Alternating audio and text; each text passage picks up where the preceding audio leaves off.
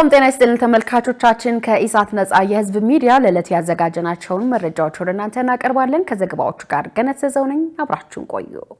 ኬንያ ከኢትዮጵያ ጋር በቀጣናው ሰላምና መረጋጋት ያላትን አጋርነት የማጠናከር ፍላጎት እንዳላት አስታወቀች። ተሰናባቹ በኢትዮጵያ የኬንያ አምባሳደር ጆርጅ ኦሪና የኢትዮጵያና ኬንያ የሁለትዮሽ ትብብር ጥልቅ የታሪክ ትስስር ያለው መሆኑን ከኢዚያ ጋር ባደረጉት ቆይታ ገልጸዋል።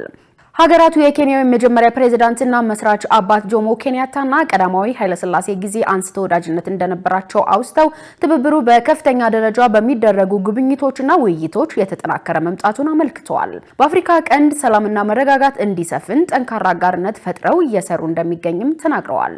በሶማሊያ በአፍሪካ ህብረት ሰላም ማስከበር ተልዕኮዎች ጨምሮ በቀጠናው ሽብርተኝነትን በመዋጋትና ዘላቂ ሰላም ለማረጋገጥ በሚደረጉ ጥረቶች ላይ በትብብር እየሰሩ እንደሚገኙም አመልክተዋል። በሌላ በኩል የኢትዮጵያና የኬንያ የንግድ ትብብር እያደገ መምጣቱን የገለጹት ተሰናባቹ አምባሳደር የአፍሪካ አህጉራዊ ነጻ የንግድ ቀጣና የሀገሪቱን የኢኮኖሚ ትብብሩን አድማስ የበለጠ እንደሚያስፋፋው ነው የተናገሩት።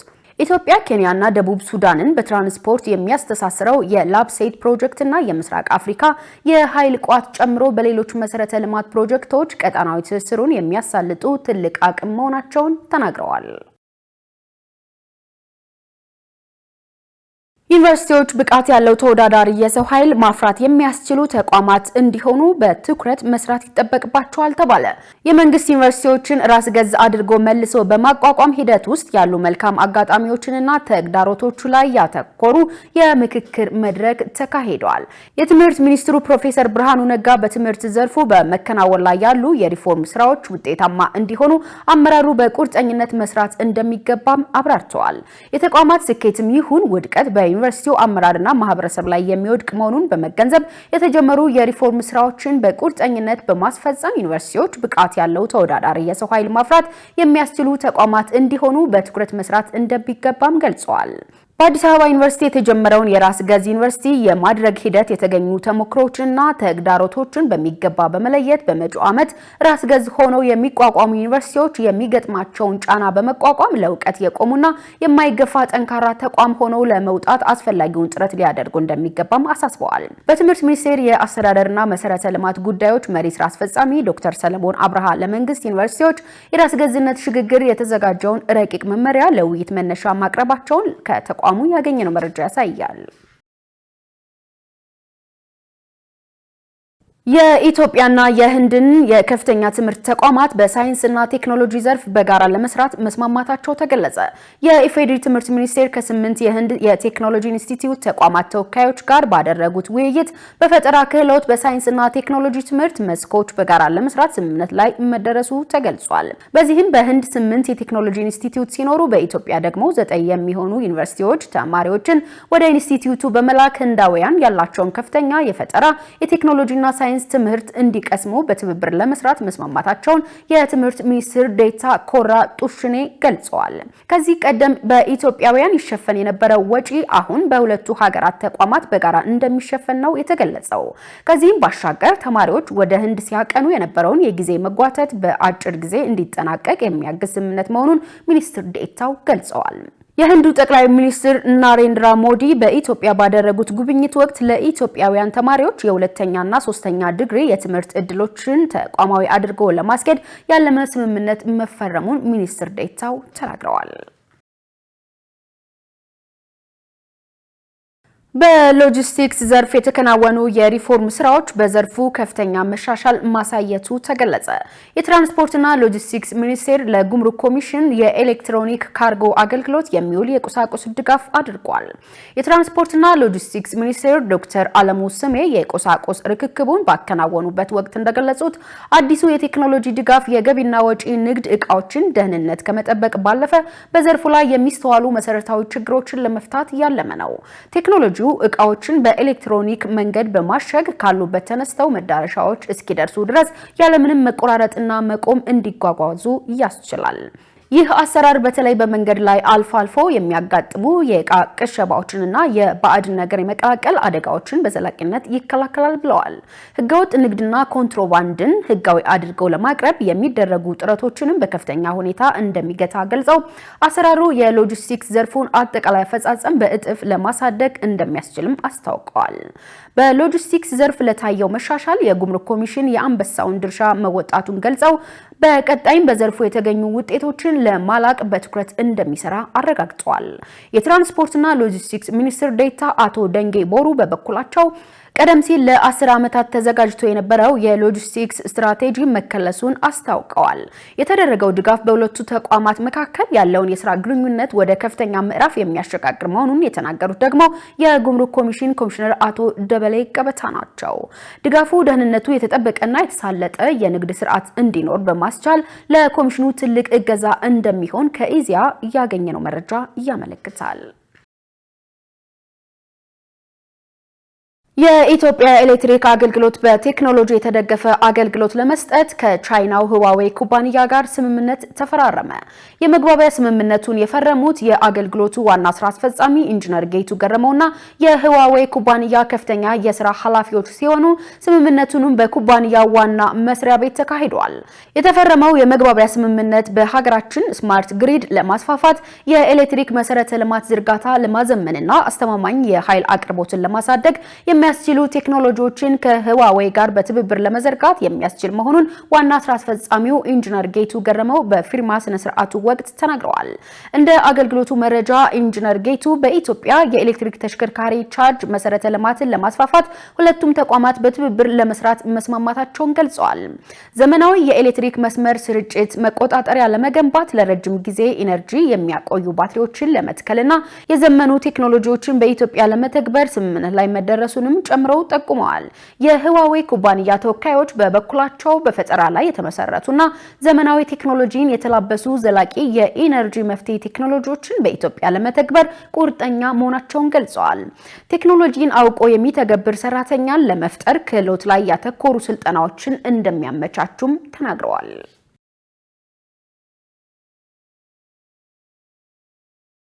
ጥምር የጸጥታ ኃይሉ የተዛባ ፖለቲካዊ ፍላጎትን ለማሳካት በከተማዋ ሰላምና ደህንነት ላይ የሚፈጸሙ ህገወጥ ተግባራትን እንደማይታገስ አሳሰበ።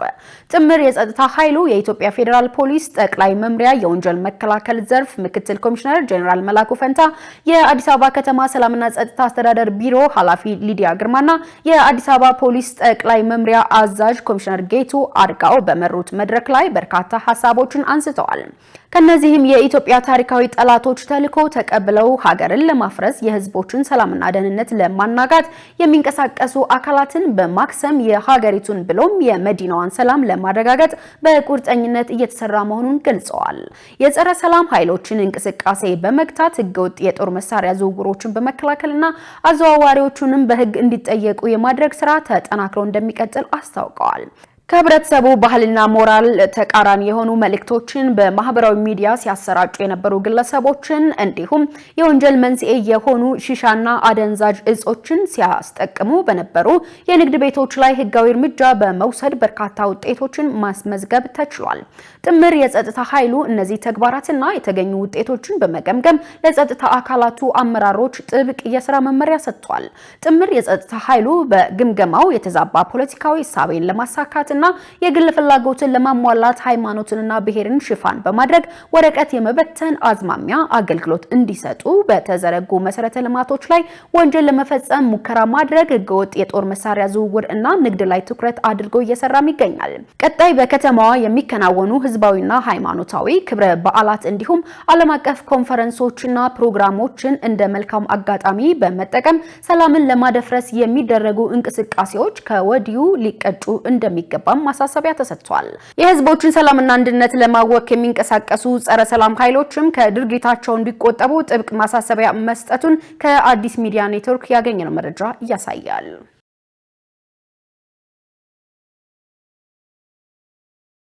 ችግሮችን በዘላቂነት ለመፍታት የሀገራዊ ምክክሩን እድል ልንጠቀምበት ይገባል ሲል የፖለቲካ ፓርቲዎች የጋራ ምክር ቤት ገለጸ። የኢትዮጵያ ሀገራዊ ምክክር ኮሚሽን መሰረታዊ በሆኑ ሀገራዊ ጉዳዮች ላይ አካታችና አሳታፊ ምክክር በማድረግ ብሔራዊ መግባባት መፍጠር ይቻል ዘንድ እየሰራ መሆኑ ይታወቃል። በእስካሁኑ ሂደትም የተሳታፊ ልየታና የአጀንዳ ማሰባሰብ ስራዎችን በማገባደድ ወደ ሀገራዊ ምክክር ጉባኤ ለመሸጋገር የሚያስችሉ ተግባራትን እያከናወነ ይገኛል። የምክክር ሂደቱንና አጠቃላይ የሚኖረውን ፋይዳ በተመለከተ ኢዜአ በሲዳማ ክልል የሚንቀሳቀሱ የፖለቲካ ፓርቲዎች የጋራ ምክር ቤት አመራርና አባላትን አነጋግሯል። የኢትዮጵያ ሶሻል ዲሞክራሲ ፓርቲ የድርጅት ጉዳይ ዘርፍ ኃላፊና የጋራ ምክር ቤቱ ሰብሳቢ በለጠ ሲጌቦ በዓለም ላይ የተለያዩ ሀገራት በምክክር ከመበተን ወደ አንድነት በመምጣት ዘላቂ ሰላም ማረጋገጥ መቻላቸውን አንስተዋል። በመሆኑም በኢትዮጵያ በሂደት ላይ ያለው ምክክር ሀገራዊ ችግሮችን በዘላቂነት ለመፍታትና ዘላቂ ሰላም ለማረጋገጥ ሁነኛ መፍትሄ መሆኑን ገልጸዋል። በኢትዮጵያ የቆዩ ችግሮችን በዘላቂነት በመፍታት ከግጭት ለመውጣት ከምክክር የተሻለ እድልና አማራጭ የለም ሲሉም ተናግረዋል። የምክክር ሂደቱ በወሳኝ ሀገራዊ ጉዳዮች ላይ የሚያተኩር በመሆኑ በአጀንዳ ላይ ተመካክሮ በመግባባት ችግሮችን በዘላቂነት መፍታትና ብሔራዊ መግባባት መፍጠር የሁላችንም ግዴታ ነው ሲሉ አንስተዋል። የሲዳማ አርነት ንቅናቄ ዋና ሊቀመንበርና የጋራ ምክር ቤቱ አባል አቶ ለገሰ ላንቃሞ የምክክር ሂደቱ የግጭትና ጦርነት ምክንያቶችን በመግባባት መቋጨት የሚያስችል ቁልፍ መፍትሄ በመሆኑ በትኩረት እየተሳተፍን እንገኛለን ብለዋል። ከምክክር ውጭ የሚደረግ የኃይልና የጥፋት እንቅስቃሴ አንዳችም መፍትሄ የማያመጣ በመሆኑ ይህንን እድል ልንጠቀምበት ይገባል ብለዋል። የተከበራችሁ ተመልካቾቻችን ከኢሳት ነጻ የህዝብ ሚዲያ የሰዓቱ ዜናዎች እንደቀጠሉ ናቸው። አሁን ደግሞ ወደ ውጭ ዘገባዎች ተሻገርኩ። በጋዛ በትምህርት ቤት ላይ በተፈጸመ የእስራኤል ጥቃት 6 ሰዎች መሞታቸው ተነገረ። የቅርብ ጊዜውን የተኩስ አቁም ስምምነት በመጣስ እስራኤል 6 ፍልስጤማውያን በጋዛ ወደ ትምህርት ቤት በተቀየረ መጠለያ ላይ ባደረሰችው ጥቃት መግደሏ ተዘግቧል።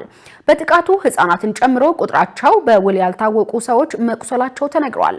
ጥቃቱ የደረሰው በምስራቅ ጋዛ ከተማ ቱፋክ ሰፈር በሚገኘው ትምህርት ቤት ላይ ነው ተብሏል። የአሜሪካው ልዩ መልእክተኛ ስቲቭ ዊትኮፍ በጋዛ የተኩስ አቁም ስምምነት ላይ በሚቀጥለው ምዕራፍ ላይ ለመወያየት የኳታር፣ ግብጽ እና ቱርኪያ ከፍተኛ ባለስልጣናትን በማያሚ ፍሎሪዳ ያስተናግዳሉ። የአሜሪካ የውጭ ጉዳይ ሚኒስትር ማርኮ ሩቢዮ ሐማስን ትጥቅ ማስፈታት ይገባል ሲሉ ያሳሰቡ ሲሆን አንድ የሐማስ ከፍተኛ ባለስልጣን በበኩላቸው ንግግሮቹ የእስራኤልን የተኩስ አቁም ጥሰቶች ለማስቆምም መሆን አለባቸው ብለዋል። በጋዛ ሰርጥ የረሃብ መስፋፋትን መግታት ቢቻልም መላው የፍልስጤም ግዛት ግን አሁንም በረሃብ እየተፈተነ መሆኑን የዓለም የምግብ ቀውሶች ዋና ባለስልጣን አስታውቀዋል። እንደ አውሮፓውያን አቆጣጠር ከጥቅምት 2023 ጀምሮ የጀመረው በእስራኤል ሐማስ ጦርነት ቢያንስ 70669 ፍልስጤማውያን ሲገደሉ ከ171000 በላይ መቁሰላቸውን መረጃዎች ያመለክታሉ።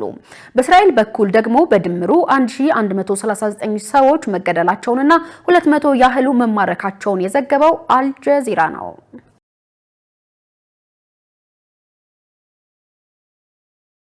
የሩሲያ ፕሬዝዳንት ቮሎዲሚር ፑቲን ምዕራባውያን ሩሲያን በአክብሮት የሚመለከቱ ከሆነ የሩሲያ ዩክሬን ጦርነት መቋጫ እንደሚያገኝ ተናገሩ።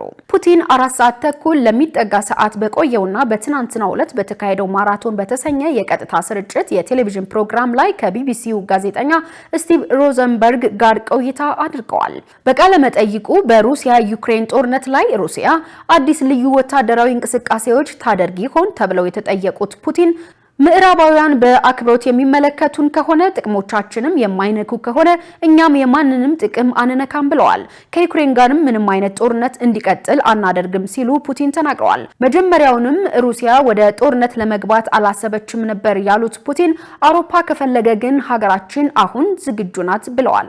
ፑቲን አያይዘውም ከምዕራባውያን ጋር በዩክሬን ጉዳይ መጎረባበጥ ውስጥ የማንገባ ከሆነ አዲስ ልዩ ወታደራዊ እርምጃዎችን በዩክሬን ላይ አይኖርም ሲሉ አረጋግጠዋል። የሩሲያ መንግስት ቴሌቪዥን እንደዘገበው ለፑቲን ከ3 ሚሊዮን በላይ ጥያቄዎች እንደቀረበላቸው አስታውቋል። ዘገባው የቢቢሲ ነው።